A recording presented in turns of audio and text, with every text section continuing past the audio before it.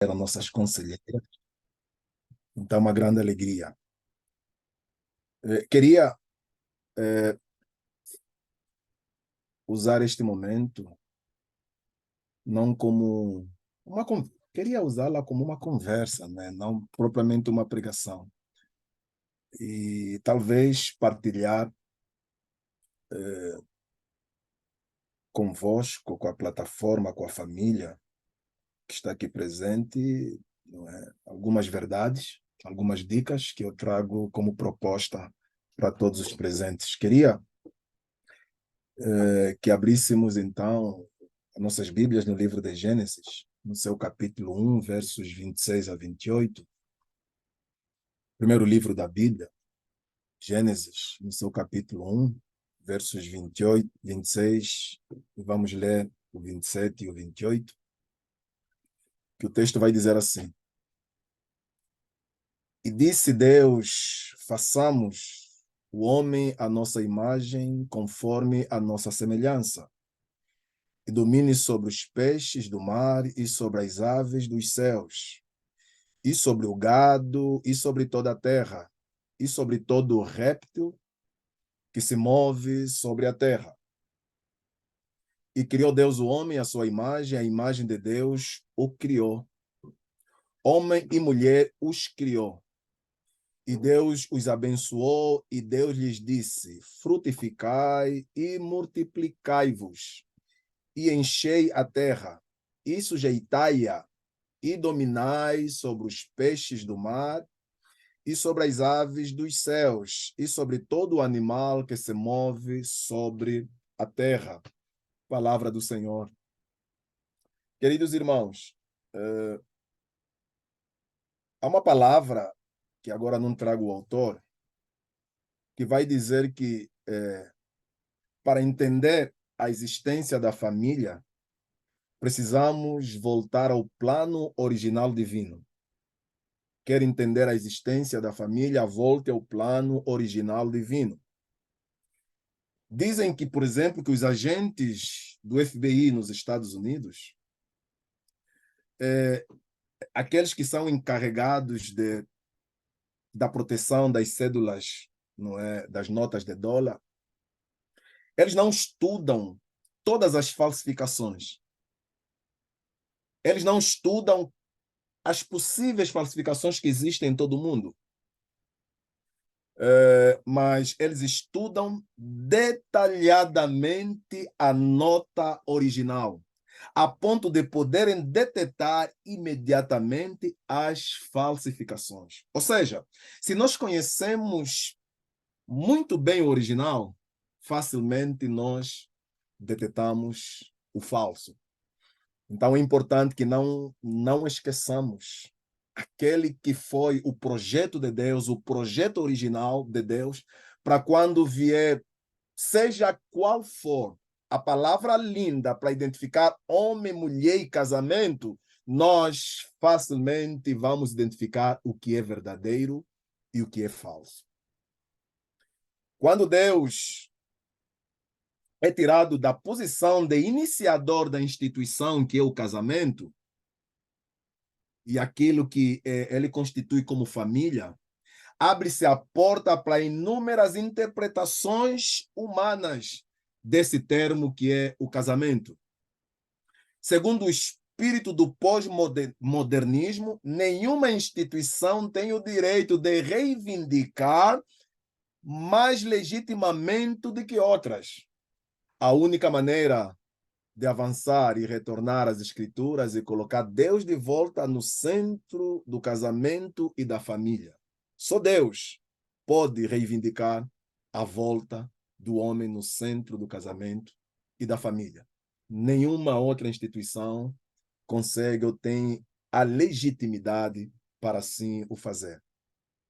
Eu queria que nós olhássemos com muito cuidado a nossa leitura. Por exemplo, a Bíblia vai nos dizer, na leitura que nós fizemos, de que o homem reflete a imagem de Deus. Repito, e quando falo aqui o homem, estou a falar também da mulher. O homem e a mulher, ambos refletem a imagem de Deus. O homem cumpre o seu propósito quando reflete a imagem de Deus. Ou seja, o propósito da criação humana é refletir a imagem de Deus. O propósito da criação humana foi que quando o mundo se expandisse, quando os seres olhassem para o homem, pudessem ver no homem e na mulher a imagem de Deus. Quando Deus criou os animais, ele os fez reproduzir segundo a espécie de cada animal.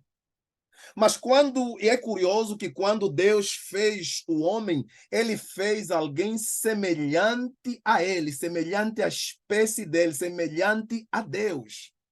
Os animais não têm a semelhança de Deus, a imagem e semelhança de Deus, somente o homem e a mulher. Isso não quer dizer que nós estamos dizendo que o homem é um pequeno Deus, não. Mas que ele incorpora características e atributos divinos que refletem o ser de Deus e que outras criaturas não possuem, somente o homem e a mulher. É importante isso. Talvez alguns vão dizer, não, eu já vi cachorros e gatinhos amando e tudo mais, mas a imagem de Deus está no homem e na mulher. E é importante também aqui refletir que a única vez que Deus declarou que algo não era bom na criação original foi depois que ele, o homem, estava no jardim, foi criado e era solitário. Repito, foi a única vez que Deus olhou para a sua criação e disse: algo não está bom. Em que momento?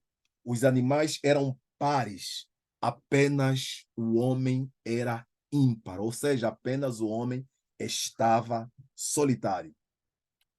Quando Deus une duas pessoas em casamento, entrando aqui diretamente já e mencionando que é importante que nesse mês não tem como falar das mulheres, não falar do homem, não tem como falar da mulher e não falar do casamento, porque afinal de contas a missão é divina, a missão é de Deus, mas ele usa o homem e a mulher para cumprimento da sua missão. Então conseguimos perceber que quando Deus une duas pessoas em casamento, não o faz pensando primeiramente nelas, nessas pessoas, no casal.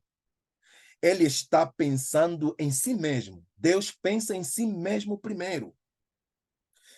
Seu maior propósito no casamento não é nossa felicidade. Não estranhe essa frase. O maior propósito de Deus não é a nossa felicidade. O maior propósito de Deus é que os homens possam refletir, ou o casal possa refletir a sua glória. Por isso, quando um homem espanca uma mulher, ou quando uma mulher espanca um homem, a pergunta que não se quer calar é: como ele ou ela vai refletir a glória de Deus? Como este casal vai refletir a glória de Deus? O propósito foi não a nossa felicidade como propósito primário, mas foi a glória de Deus, o Criador. Devemos lembrar que o homem é a representação do reino. Não sei se alguém já ouviu falar de imago Dei, que é a mesma palavra ou a mesma frase que traduzido é imagem de Deus. É que é algo curioso que os imperadores e reis no passado, no mundo antigo, quando eles erguiam imagem de si mesmo nas terras conquistadas, ou seja, quando um povo atacava o outro, o conquistador, o vencedor, ele procurava colocar a sua imagem, não é uma estátua da sua imagem, procurando demonstrar o domínio daquela terra ou daquele lugar. Do mesmo jeito, quando Deus criou os céus e a terra, ele procurou mostrar a toda a humanidade que, olha, eu vou colocar o homem aqui na terra, a minha imagem, a minha semelhança, para demonstrar que a terra, os céus e a terra me pertencem. É pertença minha. Mas é importante entrar um pouco naquilo que O casamento foi criado para refletir o amor salvador como restauração. Porque não devemos esquecer que o casal falhou, o casal caiu, mas uma das formas da restauração é o casamento. Nós conseguimos perceber isso na pessoa de Jesus Cristo. Por isso é que o Evangelho nos ajuda a entender o casamento e o casamento nos ajuda a entender o Evangelho. Porque a igreja é a noiva de Cristo.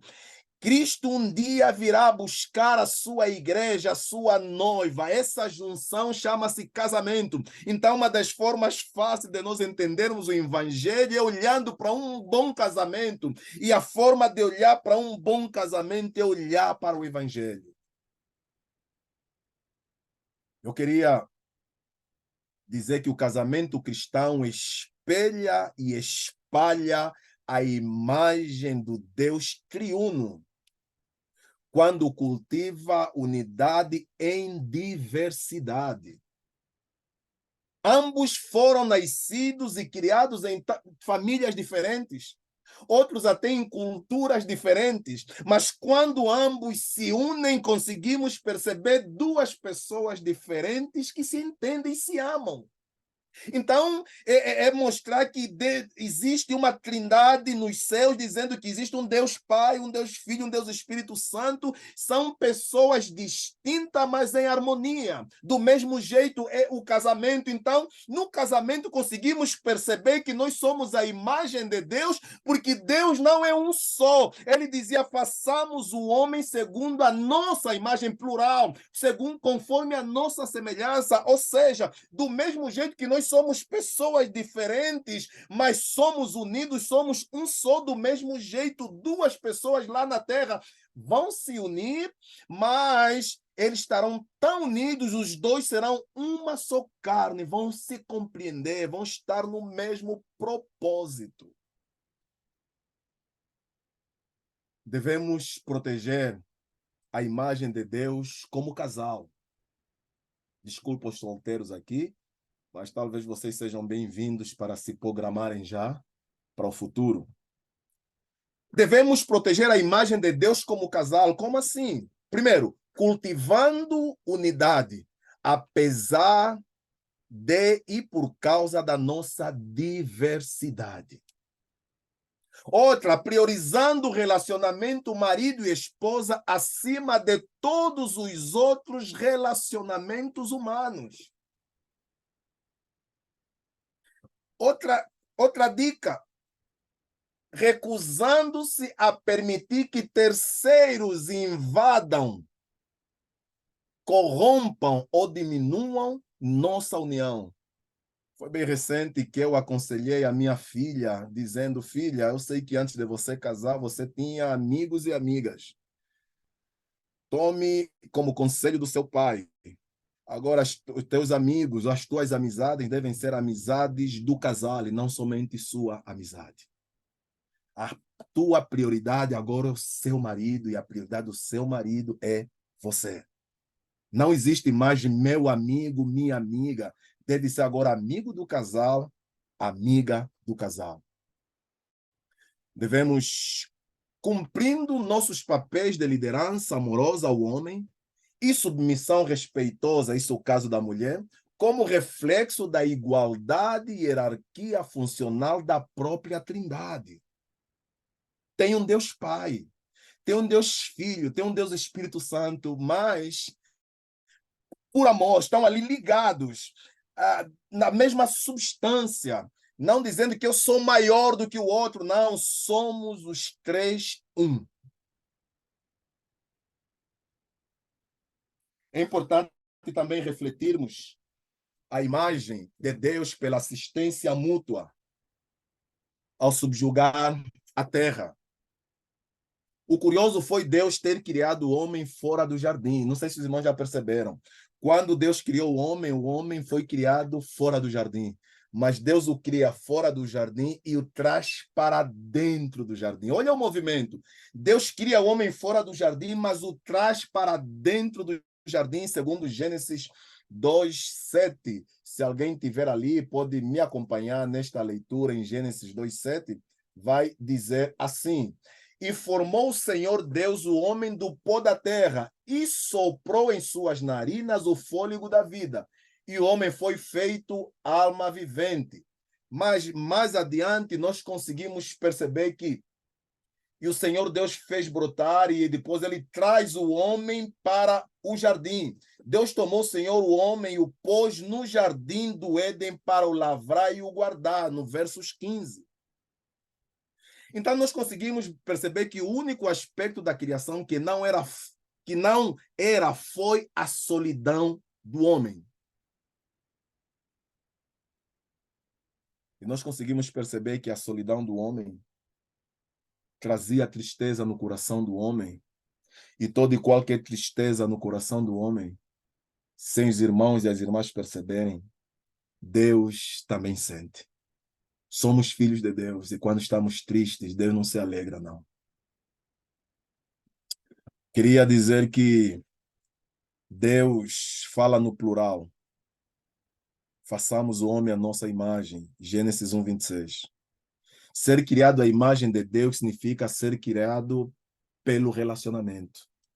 Repito, ser criado à imagem de Deus significa ser criado para relacionamentos. Nós fomos criados para nos relacionarmos, primeiramente com Deus e depois com o nosso semelhante. Primeiro pela vertical e depois pela horizontal. Até mesmo no paraíso, a solidão era terrível. Quantas são as pessoas que abandonam família, abandonam o cônjuge, porque simplesmente querem ganhar o mundo. Ganham o mundo, mas também ganham a solidão. Depois querem usar do dinheiro, querem usar dos recursos materiais conquistados para deixarem de ter solidão. Irmãos, repito, até mesmo no paraíso, a solidão era terrível. Queria dizer também aos irmãos 3 razões porque o homem estar só não era bom. Uma das razões, a primeira é, sozinho era incapaz de refletir alguns aspectos relacionais da imagem de Deus. Quais aspectos? Não entendi. Unidade em diversidade,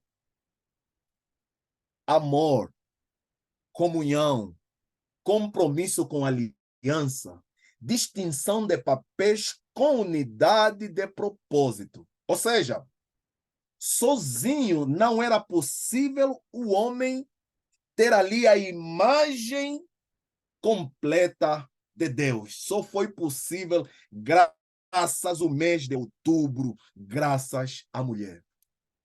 Repito, a imagem de Deus só é completa quando, nesta união, conseguimos perceber unidade em diversidade, porque somos diferentes, amor, nos amando uns aos outros. Você ama sua esposa te ama. Comunhão, compromisso com aliança, distinção de papéis com unidade de propósitos. Quantas foram as vezes que nós já tivemos ideias maravilhosas e nós ouvimos aqui na terça-feira, mas às vezes nós percebemos que ele ou ela vem e dá uma pitada que estava faltando. Nós logo percebemos, sozinho não estaria tão bom conforme estava. Foi bom ela ter vindo ou ela ter vindo. Graças a Deus. Sozinho ele era incapaz, Adão era incapaz de reproduzir novos adoradores, porque o propósito não era somente unir Adão, e nós lemos, o propósito também era encher a terra, e sozinho Adão jamais poderia encher a terra. Então era importante que o Outubro Rosa estivesse presente para que o propósito então fosse cumprido na íntegra. Multiplicar-se e encher a terra. Queria dizer de outro, a terceira razão é, sozinho Adão, ele teria dificuldade em representar a imagem de Deus como vice-regente, cuidando do jardim e cultivando, conforme vimos em Gênesis 2:15. que é o contexto imediato da afirmação. Não é bom que o homem esteja só. Não é bom que a mulher esteja só.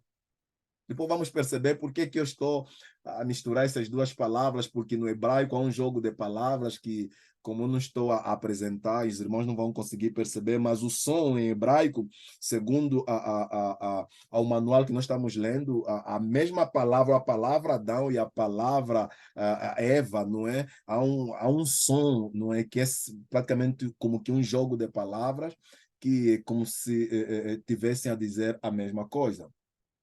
Deus fez a mulher para auxiliar o homem no cumprimento da missão.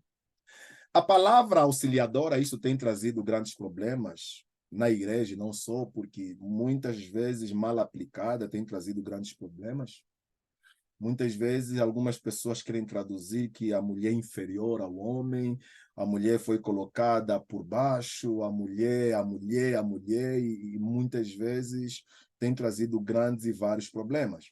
Mas eu queria trazer aqui para os irmãos o seguinte: essa palavra auxiliadora, das 21 ocorrências que a Bíblia traz para nós, 18 delas se referem claramente a Deus. Se algumas pessoas, quando a Bíblia vai dizer que a mulher foi criada como auxiliadora e olharam para a mulher como inferior, como alguém que está por baixo, eu gostaria que você pensasse nisso. Das 18 vezes que a Bíblia usa a palavra auxiliadora, ou das 21 vezes, 21 ocorrências na Bíblia, 18 vezes se refletem ou se referem a Deus. Isso é curioso. E percebemos que dessas 21 ocorrências, além dessas 18, 2 vezes claramente se referem à mulher e uma vez à ajuda humana. Olha, eu não vou lê-la todas, não é? Mas olha o que diz Êxodo 18, 4, Deuteronômio 33, 29. Talvez eu leia aqui alguns, não é, que eu preparei para os irmãos, por exemplo, em Salmos 33, Salmos 33, 20, vai dizer assim: a nossa alma espera no Senhor, Ele é o nosso auxílio e o nosso escudo. Ainda em Salmos, não é, 70, Salmos 70, no verso 5, que é o último verso, vai dizer assim: eu, porém, estou aflito e necessitado. Apressa-te por mim, ó Deus, tu és o meu auxiliador. Aqueles que ainda têm em mente de que, sendo a mulher criada para ser auxiliadora do homem, quer dizer que a mulher é inferior ao homem, a pergunta que não se quer calar é: Deus é inferior a nós quando ele vem para nos auxiliar, para nos ajudar? Deus se torna inferior ao homem? Tudo bem, você não vai falar agora, mas responda à sua mente. Você que antes, quando lia esta frase de que a mulher foi feita como auxiliadora, você entendia que a mulher é inferior? A minha pergunta é, ou a reflexão para você levar na noite de hoje é: nos momentos em que Deus veio auxiliar o homem, Deus se tornou inferior ao homem? Fica isso consigo. Juntos podem fazer mais para o reino do que separados. O homem e a mulher juntos podem fazer muito mais ao reino do que separados. Eu quando li isso, foi assim como que disse, cara, é uma realidade. Se duas pessoas sempre concordam, e é o que nós esperamos às vezes da nossa mulher, do nosso esposo, se duas pessoas sempre concordam, uma delas é desnecessária. Nós não fomos feitos para concordar sempre. Nós não casamos com alguém para sempre dizer eu concordo, eu concordo. Mulher, para de fazer isso. Homem, para de fazer isso.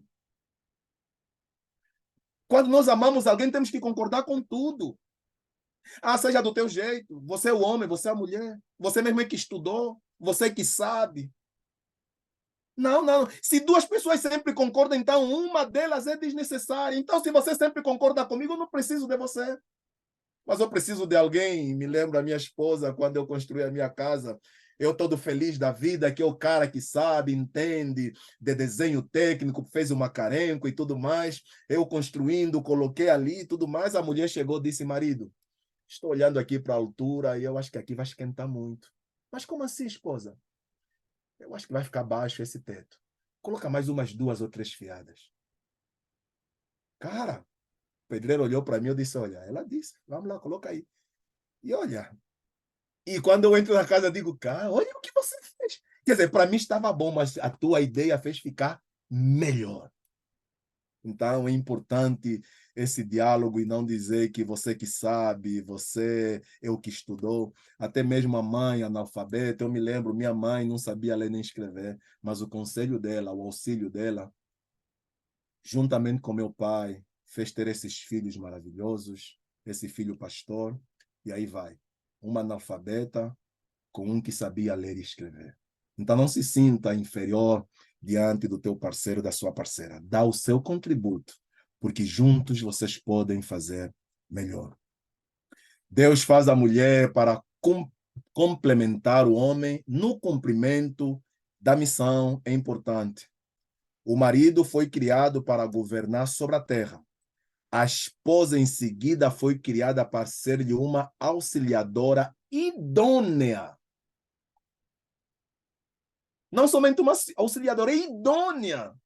Quantos são os maridos que saem para a sala e determinam que deve ser do jeito que deve ser, mas bem investigado vão perceber que foi a mulher que no quarto disse, marido, eu só não falei aí na sala porque não queria te afrontar, mas deve ser desse jeito. E ele volta na sala e diz, olha, filhos, é assim, houve uma pequena alteração, eu acho que assim seria melhor. Os filhos dizem, oh, papai, é mesmo isso? E os filhos vão dizer, pai, você é o cara. Não é o pai, é a mãe. Não o pai ou a mãe, são os dois juntos que fazem a coisa fluir melhor. Julgo igual é o ideal para o relacionamento humano. Exigem cooperação mútua para um benefício espiritual.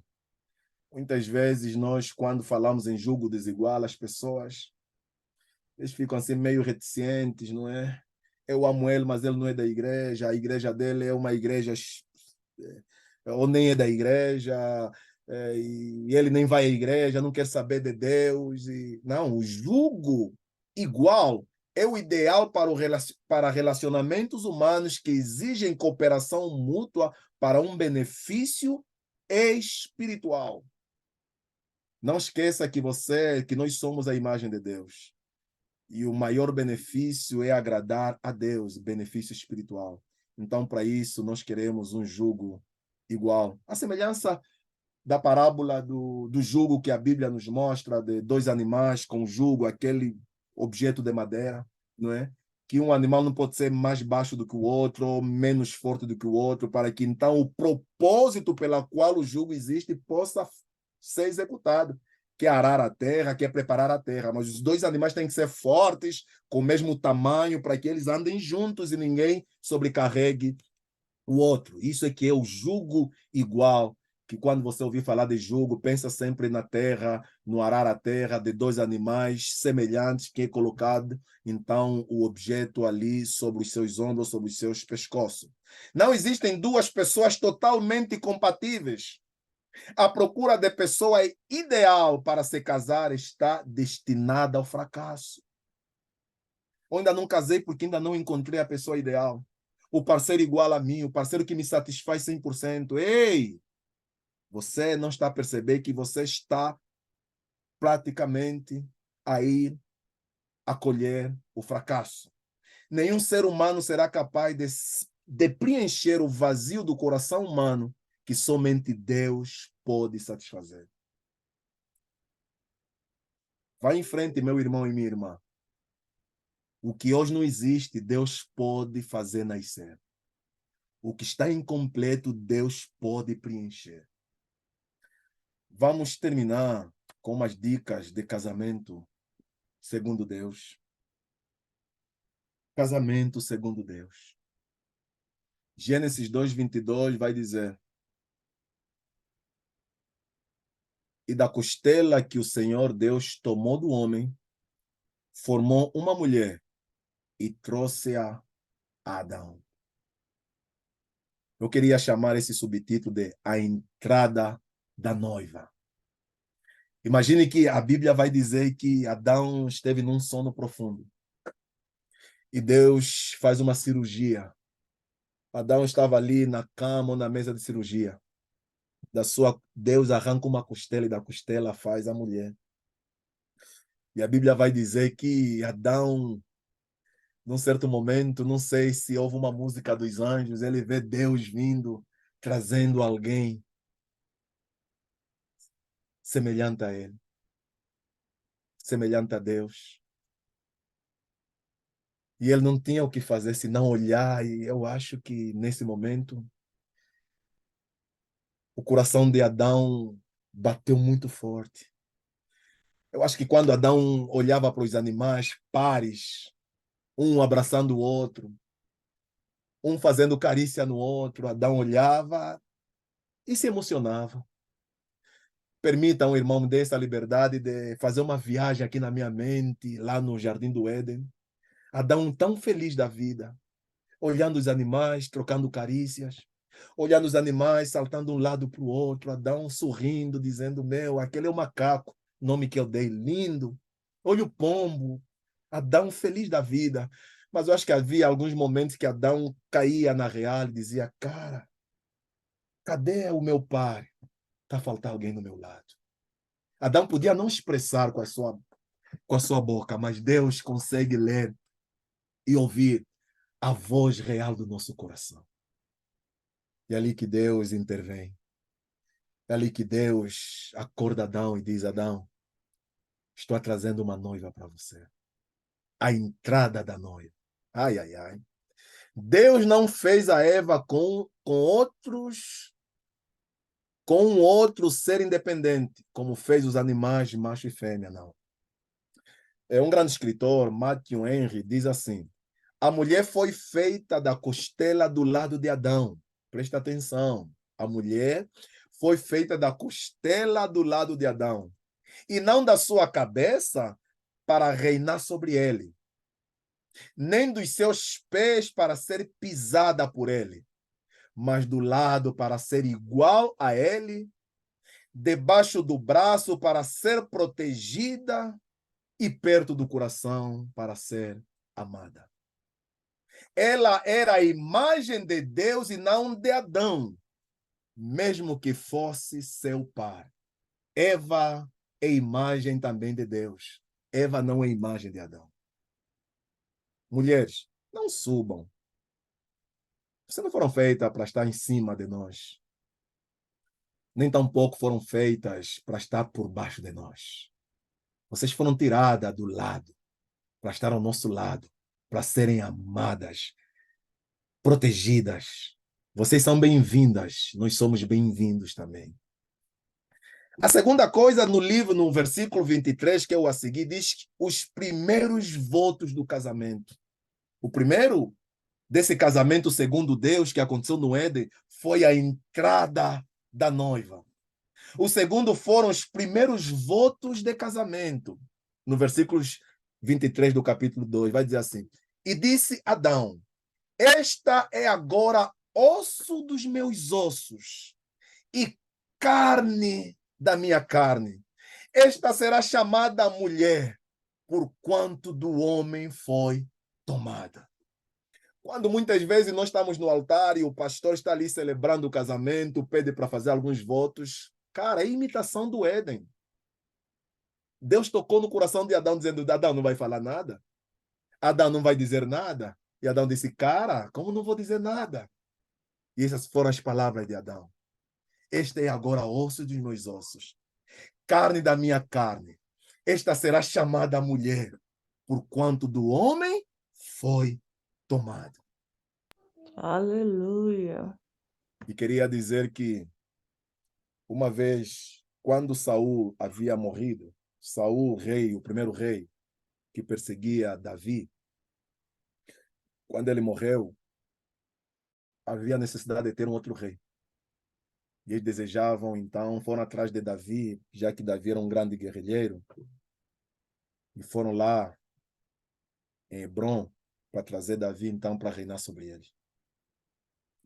E o livro de 2 Samuel, no seu capítulo 5, eu não vou ler todo, vou ler só o primeiro verso, vai dizer assim: Então todas as tribos de Israel vieram a Davi em Hebrom e falaram, dizendo: Eis-nos aqui, somos teus ossos e tua carne.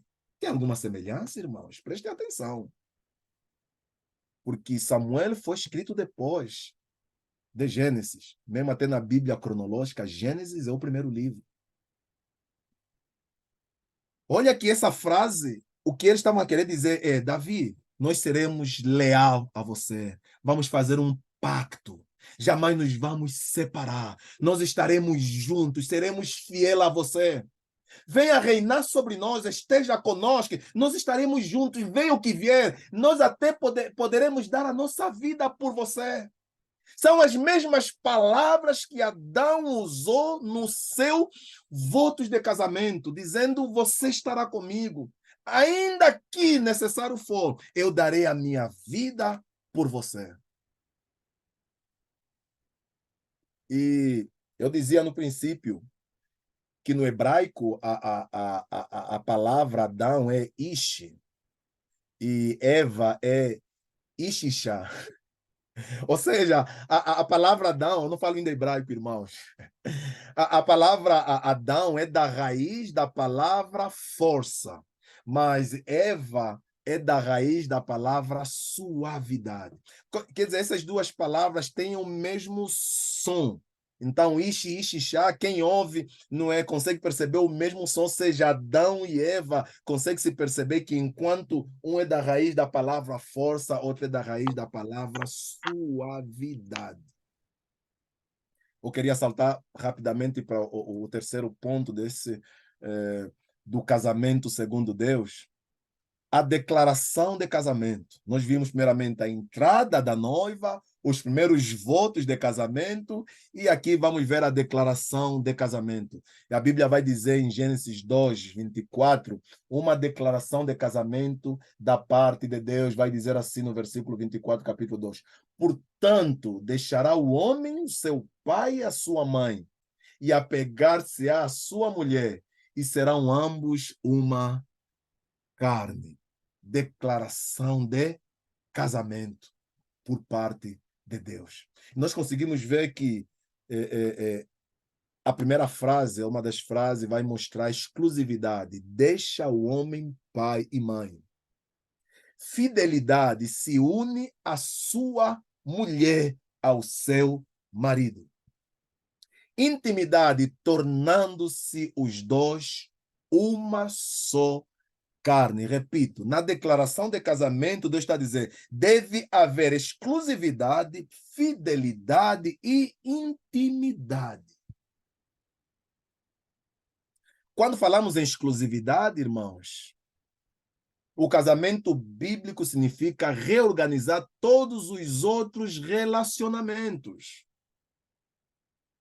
Tome cuidado, você casou não para dizer eu vou adicionar mais esse no outro. Não, não, não. Quando nós nos casamos, a prioridade é o nosso cônjuge. Os demais devem ser reorganizados, se vale a pena ainda os ter ou não. Há relacionamento que depois de você casar já não é benéfico os manter, já não é benéfico nos vermos todos os dias, talvez uma vez por semana, uma vez por mês. Quem eu tenho que ver todos os dias é o meu parceiro, é a minha parceira. Seu casamento deve ser mais importante do que qualquer outra coisa. Tome cuidado. Quantos casamentos se romperam porque o filho ou a filha nasceu? A mãe só deu mais atenção à criança e esqueceu de que nós somos família, e família é pai, mãe e filho. Quantos homens, quantos maridos não reclamaram dizendo que agora ela já não me ama, só ama a nossa criança. quantas foram as crianças sacrificadas por conta deste amor desvirtualizado ou desvirtuado, que a mulher deu mais à criança, ao filho, que há muitos anos esperavam, esqueceu-se do cônjuge. O cônjuge perdia a noite, em claro. O cônjuge já não sonhava porque não dormia. O cônjuge preferia ver Netflix porque no quarto não tinha mais espaço. Porque depois da criança nascer, já não tinha mais atenção nenhuma da sua parceira. É muito perigoso. Seu casamento deve ser mais importante do que qualquer outra coisa. Nenhum ser humano deve receber mais do seu amor, da sua energia, do seu esforço e compromisso do que o seu cônjuge. Repito, mulher e marido aí presente. Nenhum ser humano, nem teu pai, nem tua mãe, nem teu filho deve receber mais do seu amor, energia, esforço e compromisso do que o seu cônjuge. Porque quem se fez um só, quando foi somado, não foi o pai com o filho, não foi a mãe com o filho, foi o pai e a mãe que juntos se tornaram uma só carne. Tome cuidado, tome cuidado. Todos os outros relacionamentos com terceiros também ficam em segundo plano. O primeiro plano é meu cônjuge. E todos os outros relacionamentos vêm em segundo plano, ou em terceiro plano, ou em quarto plano. Mas o primeiro plano é o relacionamento com meu cônjuge, na qual Deus lá de cima disse: se necessário for, eu vou dar a minha vida pela minha esposa, pelo meu esposo. Mas como como esse mês é outubro, então vamos falar só aqui pelas mulheres, né? Homens, deem as vossas vidas. Homens, vamos dar as nossas vidas por amor a elas. Fidelidade. Nós conseguimos ver que Gênesis chama este acontecimento de unir-se e apegar-se. Fidelidade é unir-se e apegar-se, estar ali grudado, estar ali sem separar. Estar apegado de tal maneira que não há espaço para mais ninguém. E, por fim, o terceiro dessa declaração de casamento vai falar sobre a intimidade, tornando os dois em uma só carne. Deixar e unir culminam a consumação física do relacionamento. Chamar o casamento de uma só carne significa que o sexo é, ao mesmo tempo, símbolo dessa união. Mulher, conversa com o marido. Nesse outubro, fala, marido, vamos conversar. O físico não é o mais importante. Eu estou para te agradar, eu estou para te fazer feliz, você também deve me fazer feliz. Mulher, fala com seu esposo. Diga, por que você nunca se preocupa comigo em saber se eu estou feliz e satisfeita? Ah, não, pastor, você não entendeu, ele não me ouve.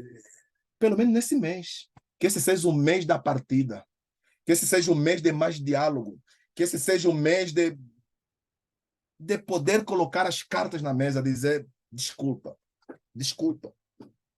Queria finalizar dizendo que, não sei, ouvi de terceiros, de que uma mãe